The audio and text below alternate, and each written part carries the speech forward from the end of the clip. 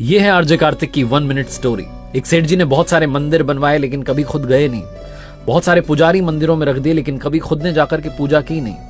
एक दिन उन्हें पैसों का संकट आन पड़ा। उनको 100 करोड़ रुपयों की आवश्यकता थी। बिना देरी के मंदिर के लिए भागे और सुबह सुबह उनको बोहनी की आदत थी। उन्हें लगा कि कोई और आकर के प्रभु का मन खराब ना कर दें, तो जाकर के मंदिर के वहां खड़े हो गए।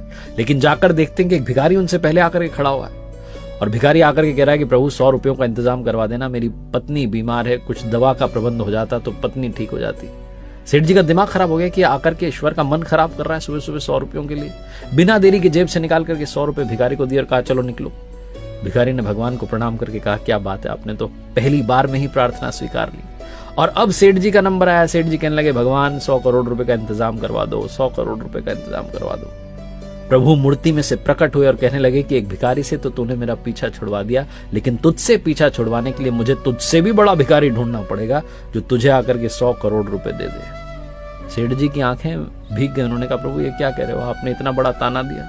भगवान ने कहा और क्या, तू हमेशा मांगने ही तो आता है, कभी मिलने नहीं आया। अगर मिलने आया होता तो संकट तुझ पर कभी आया ही ना होता। कहानी का सार बस ये कहता है कि मांगना बंद कीजिए, अपने आप को समर्पित कीजिए और कहिए प्रभु आप कृपा बरसाइए, सब आपके हवाले।